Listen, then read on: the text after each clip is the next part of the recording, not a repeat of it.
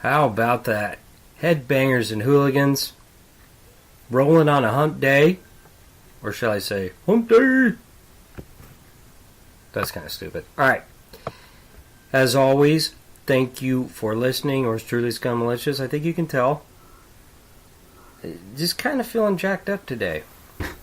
By the way, the movie Life. Sorry. Had to go off the tracks right off the bat. It came out like, I don't know, spring of this year. It was on HBO last night. Don't waste your time on that fucking movie. I'll get into that on the Scum Report on Saturday. Yeah, and don't forget, every Saturday live at 10 o'clock, the Scum Report. Alright, 1996. That's the year. And it is a very interesting year. Just looking back on it, kind of the heyday of the alternative shit. Remember, and I wrote that down in my notes, and thinking how that a lot of that alternative shit. And let's be honest, some of the alternative I liked, but really looking back on it, how many of those alternative bands really made an impact and lasted a very long time? A lot, and every decade has their one-hit wonders. The 80s had them, and the 90s, the 2000s. Yeah, we know that's never going to stop. But wow, alternative, a lot of one-hit wonder. And a lot of one-hit wonder piles of shit. Seriously, that cannot be argued. Very few of those alternative acts, to me anyway, that's my opinion, really made a very huge impact as far as the history of music. But to throw out a few examples of some of those artists, the Gin Blossoms, I actually liked a couple of their songs. I really did. I don't really want to throw them in the one-hit wonder deal, but the Cranberries were popular. The Verve Pipe, Better Than Ezra, remember Presidents of the United States of America. And some of those acts I don't really want to throw into that category, but you get the idea. And to me, it really affected heavy metal more than it did punk. And I also want to say, too, since starting this Headbanger versus Hooligan thing on Wednesdays, on Hump Day, maybe it kind of feels like I'm specifically picking years so that I make sure that punk wins. I'm really not. I get surprised looking at some of these years and forgetting some of the albums that were released. And in a lot of ways, it's a refresher for me. But I guarantee you, I promise, there will be years where I'll listen to some of the albums and metal will absolutely fucking destroy punk. And I'll explain it, and you'll hear why. I'll just go ahead and say it right off the bat. I think punk kind of wins this one this year, 1996, very easily, but there are some reasons why. And with that, let's start with the punk. How about that? We'll go for the Hooligans first. This is for you. And these are the 10 albums that I personally picked. I'm sure there's other albums that people like more than these, but these are the ones that I went with. Guttermouth, Terry Yakamoto. I have the cassette. I kind of forgot that it came out that year. That's the one that had Godzilla on the cover. There is a song on there, and it's called Trinket Trading, Tick-Toting, Toothless Tired Tramps. Talking about hippies. Yo, fucking loser! I like that song. Kind of I hate saying this, especially when I'm talking about Guttermouth. Had a few of the pop-sounding songs in there. Generous Portions. Whiskey was kind of a popular song. And then it had the one song that had 4 little songs in one. The reason I wrote that down is because there's a song in there that me and Trailer Trash covered in our garage band Bad Field Trip. And we loved playing it. Society, don't blame me. Society, don't blame me. Society, don't blame me. It was very easy to play. And that was one of those songs that you could sing and play at the same time, not have to fucking concentrate, which is a Bad Field Trip special. So, Guttermouth, Terry Yakamoto. Second one, Diesel Boy. I talked about this last week on the first and last 3 for Thursday. Wow, I listened to that. Sorry. I gotta be better than that. 3 for Thursday? Just fucking lame. But sometimes you run out of shit to talk about. Yes, even the fucking Squawk Box, Scum Malicious, runs out of shit to say. Cock Rock, it had Titty Twister on it, Punk Rock 101, Saving the World. And Titty Twister is just an all-time classic. You're no good stupid head punk rocker with a bad haircut and my pants falling down. I don't know what you've been smoking, but pack another bowl for me. Your pants... Oh, no, it's my pants are falling down. I know what I'm... Penelope, shut up. Take your shirt off. Pack another bowl for me. Chop out a line on that mirror. It's a joke, people. I'm in Iowa. We don't do coke. We make meth. And we use anhydrous ammonia. We use the good shit. Alright? We make the shit that keep you up for fucking 3 weeks. Why am I bragging about that? Alright. Album 3.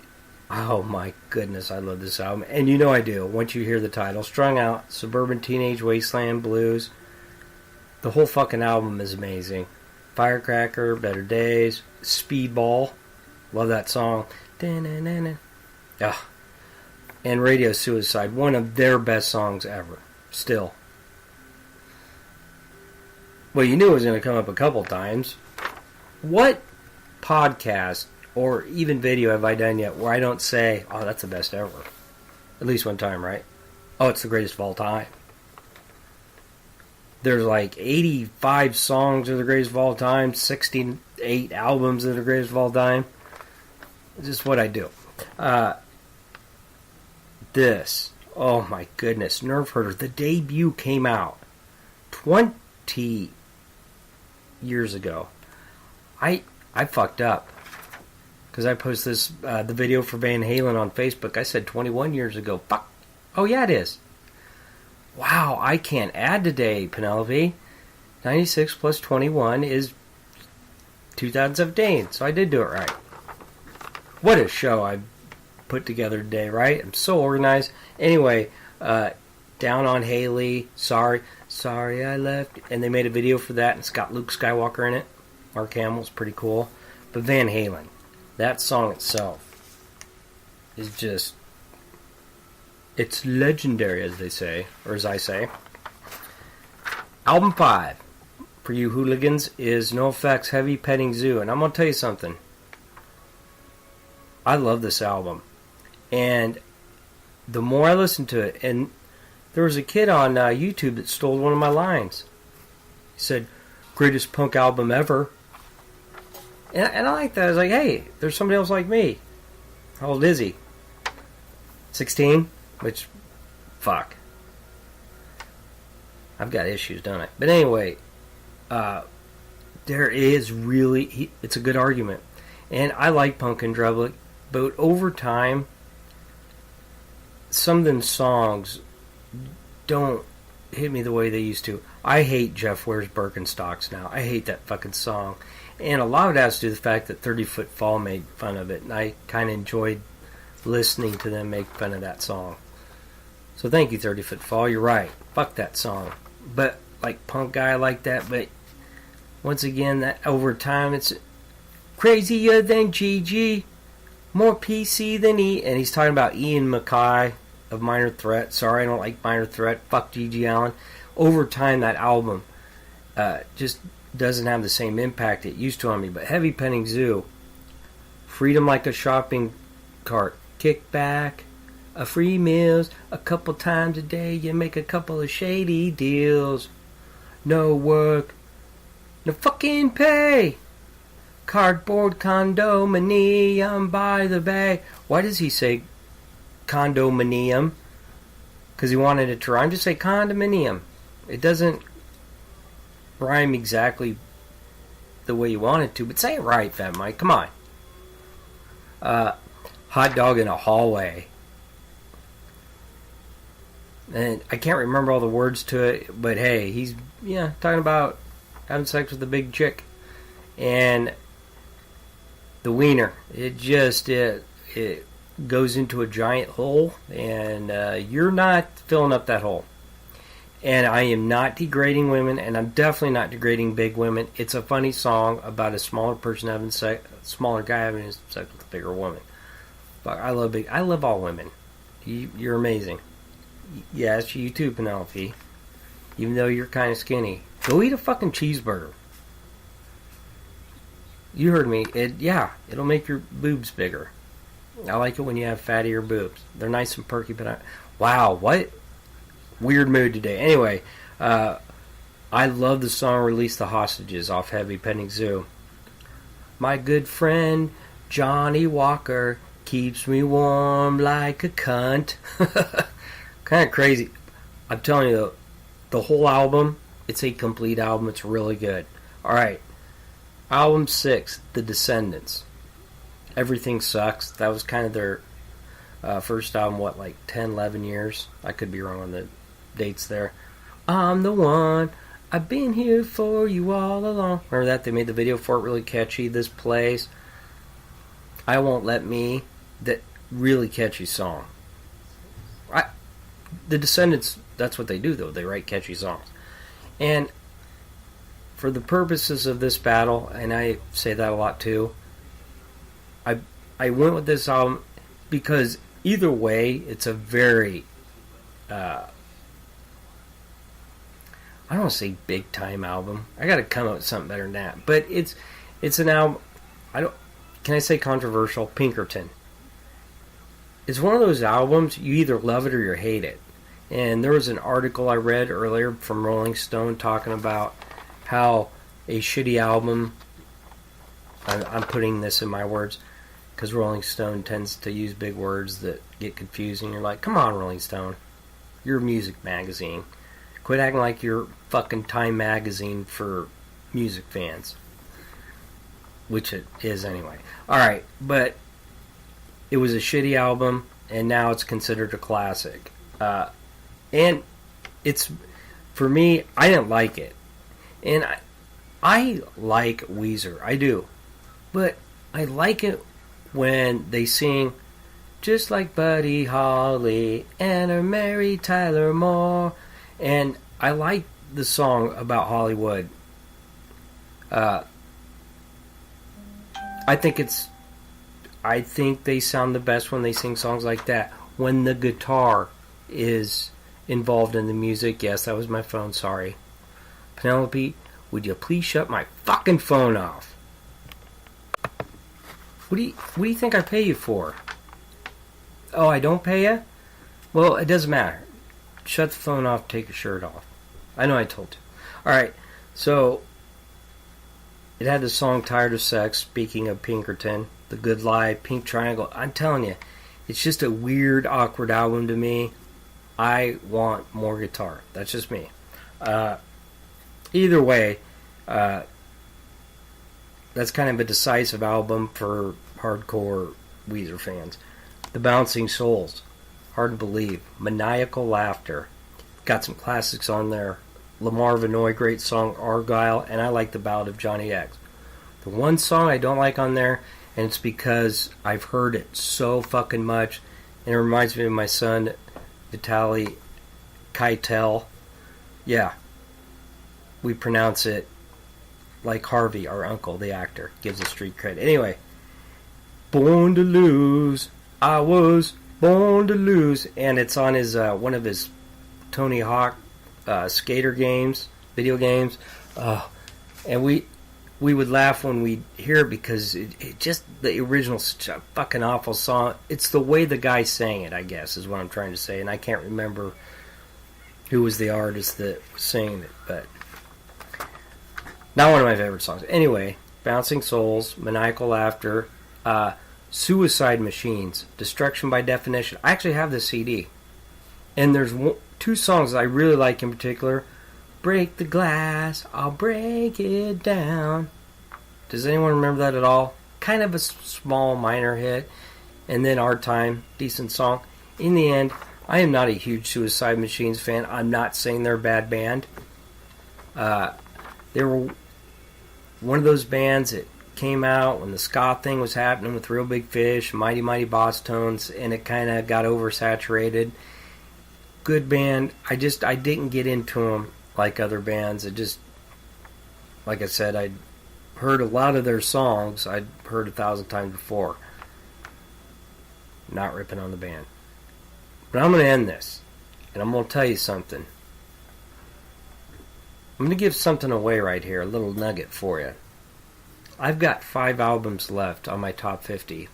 I haven't talked about this album yet, so that tells you how special this album is to me. Pulley, A Steam-Driven Engine, 1996. How can you not remember this fucking masterpiece, the album that changed my life? Scott Radinsky bringing it. Matt Riddle on bass, the only album he played on.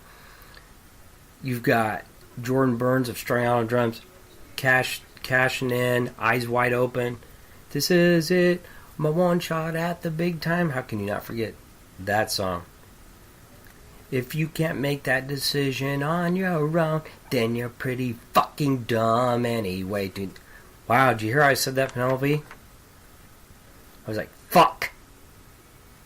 Don't look at me like that, you dirty-minded little sex devil over there. And then, Seeing Different. I love that song. Next to last song on there. It's a Steam-Driven Engine. But yeah, those are the 10 albums that I came up with for you hooligans. Now, who are they battling today, 1996?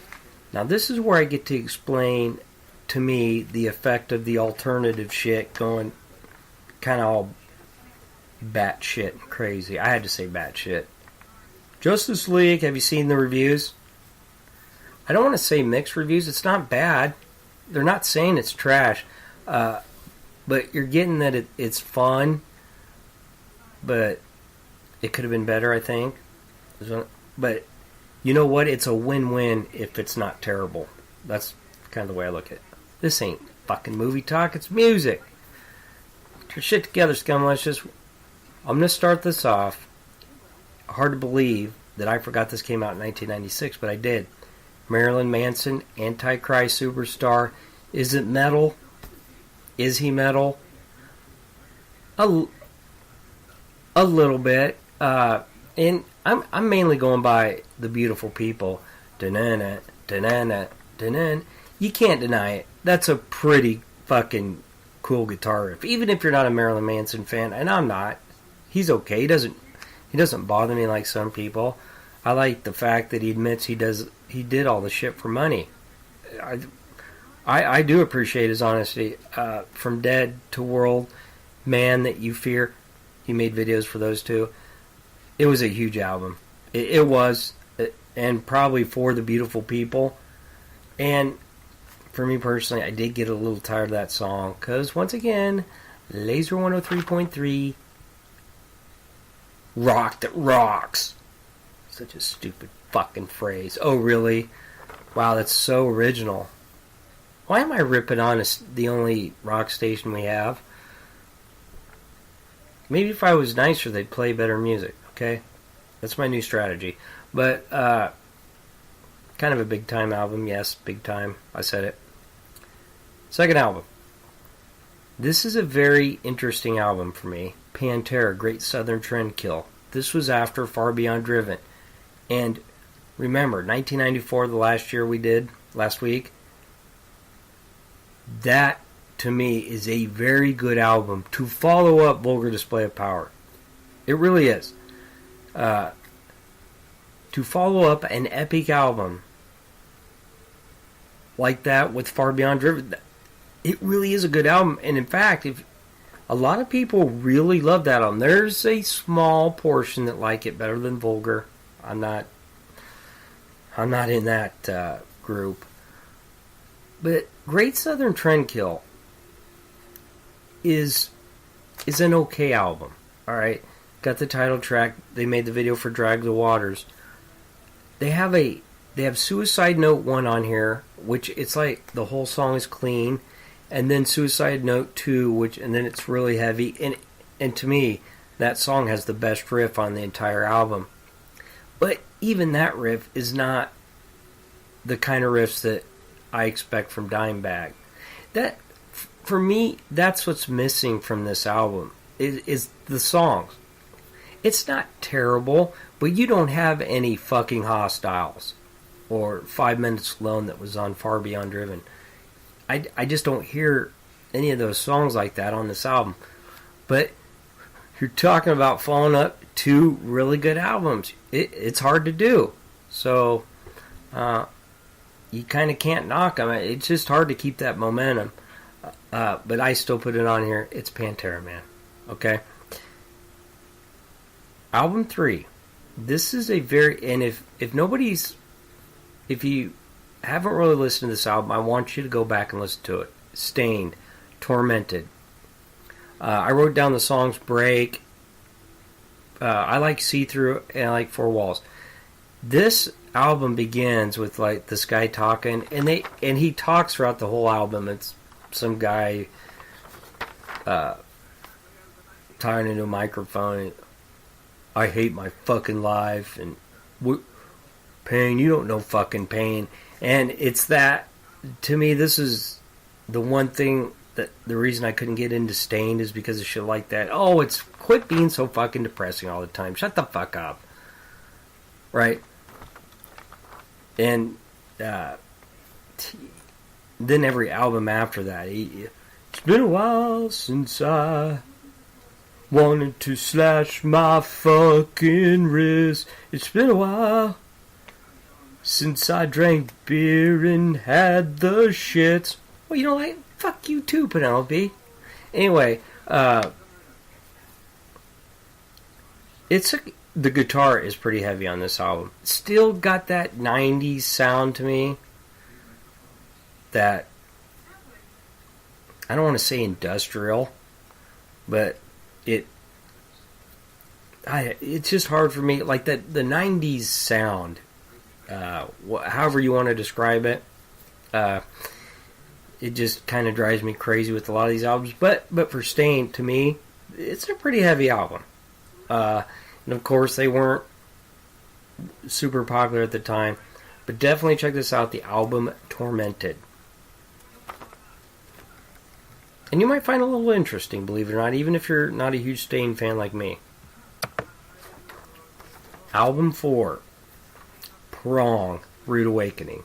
And speaking of that industrial sounding guitar, I hear that on this album. I like Prong when it's heavy ass, thick distortion from Tommy Victor. That's what I want. I do like the title track, Man's Ruin Slicing, but definitely that 90s industrial sound was starting to run through some certain bands. Definitely, to me, you hear that on this album. I still like the album though. It's Prong. Album 5. Very interesting album here from Cannibal Corpse, Vile. The reason this is an interesting album, for one thing, it's Cannibal Corpse. Whether you're a fan or not, they're still a huge band. Death metal and metal in general. This is when Chris Barnes, original singer, he got dismissed from the band. This was originally titled Created to Kill. And then they got Corpse Grinder to come in. He sang the vocals, and I think they had most of the music recorded, if I remember right. So he came in, they dismissed Chris Barnes, and then Corpse Grinder re-recorded the vocals. And it's Cannibal Corpse, and even if you're not a Cannibal Corpse fan, just read the song titles. It's pure entertainment.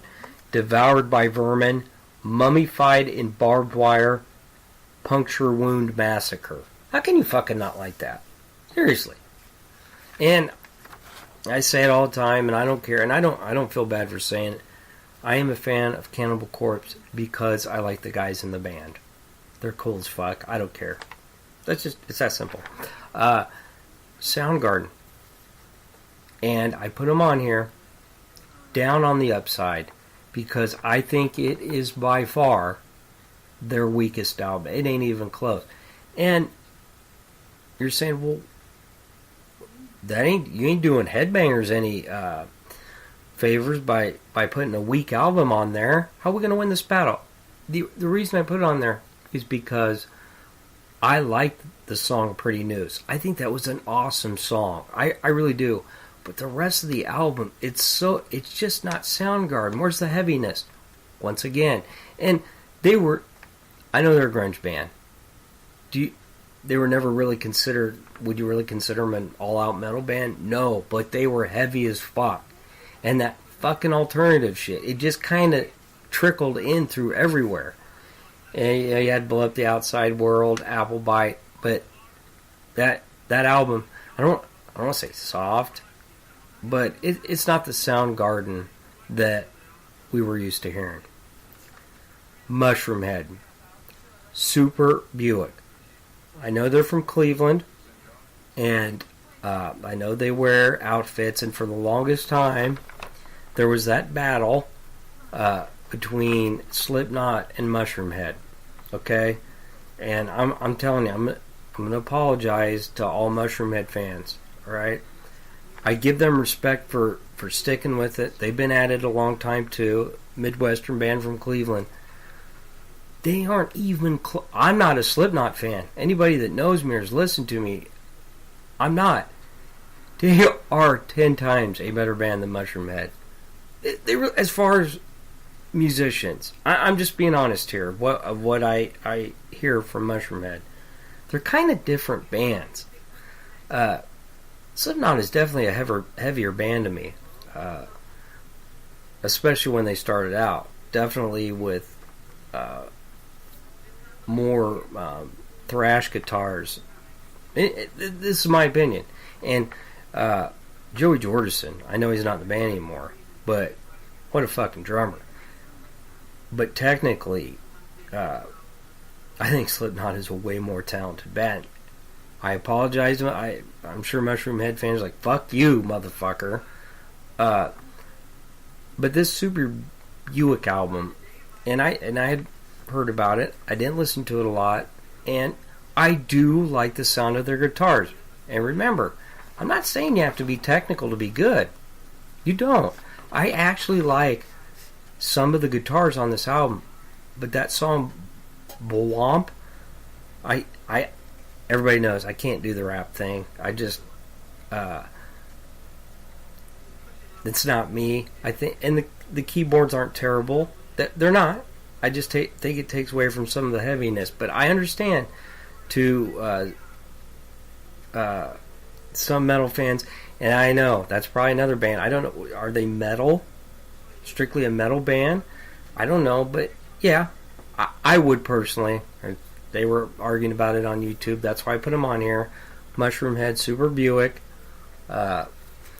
Even if I'm not a huge fan, other people are. Opeth. Morning Rise. Of course, Mikael Ackerfeld, who is the main dude in Opeth, singer, guitar, songwriter, also sings for Bloodbath. This album, holy shit, progressive death metal, and I think everybody knows I'm not a huge fan of that either, but I do recognize talent. Holy shit, like, the guy that wrote these songs, Ackerfeld, holy fuck. There's a song on here, Black Rose Immortal. It's 20 minutes and 14 seconds long. There's 6 songs total on the entire album, clocks in at 1 hour and 14 minutes. No, that's not for everybody, but as far as progressive metal fans and death metal fans, holy shit, yeah. Opeth, I know their last album, a lot of people didn't like it. Wasn't super heavy. I don't know how I felt about it. But definitely Morning Rise belongs on here. Now I finished it up with what I think are two very huge albums for this era. Tool, Anima, or Anima. If you pronounce it the way it's spelled, it would be Anima to me. And then some people Anima, and then Anima. Either way, it's Tool. Listen, Stinkfist, first track. I like that song. Not a huge Tool fan, but I actually really do like that song. The title track's good. And also, like, when you have a song and the title is Hooker with a Penis, yeah, you know I gotta talk about that. But Tool, another one of those bands, kind of progressive metal, not traditional heavy metal. It's that 90s metal where we get all kinds of different genres mixed in, and that's why I was talking about how alternative was just everywhere. It creeped into everything that we heard on the radio and that we didn't hear on the radio. And the last album, it's Rage Against the Machine, People on the Sun, Bulls on Parade, Revolver. You know, I hate the fucking cover of that album. The Evil Empire, by the way, is the name of the album. You know, the white kid with the shirt. And I get it. I know what Rage Against the Machine is about, and I have no problem with them talking about the shit that was wrong in our country, especially with the Indians and stuff. But like, once again, yeah, let's make sure I haven't fucking done shit to anybody, and don't group me in with other stupid fuckers. And hey, I'm not part of the Evil Empire. I'm just fucking struggling every day like everybody else. But that's a whole different conversation for another day. Either way, here we go with one of those terms, big time album. So you compare the 10 albums for each. I'll list them again. I'll go through them again real quick here. So metal. We got Marilyn Manson, Antichrist Superstar, Pantera, Great Southern Trendkill, Stain, Tormented, Prong, Rude Awakening, Cannibal Corpse, Vile, Soundgarden, Down on the Upside, Mushroomhead, Super Buick, Opeth, Morning Rise, Tool, Anima, I'd be the smartest. Rage Against the Machine, Evil Empire. Solid, right? I really wouldn't call it great. It definitely is nowhere near 1994 that I talked about last week. There's your Headbangers. That's for you. Sorry, that's the best I could come up with for 1996 for the Headbangers. Now for the Hooligans.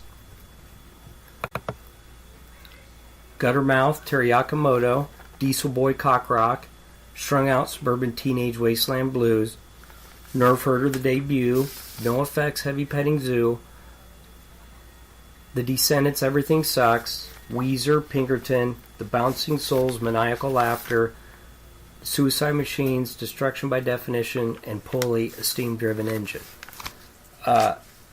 And for me, I think punk wins again, 1996.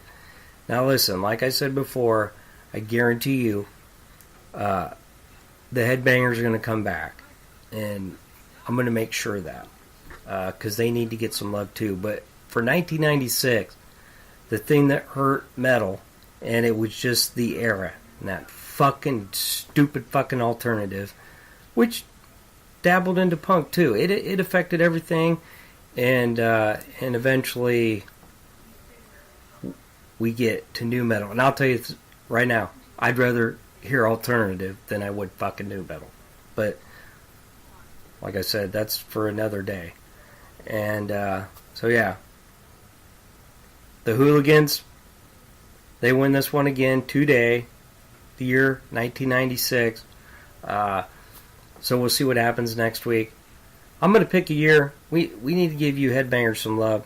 I'll make sure that. Either way, check out some of them albums.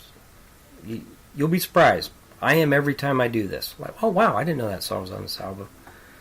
And that's a good thing too, especially when you forget about some of these.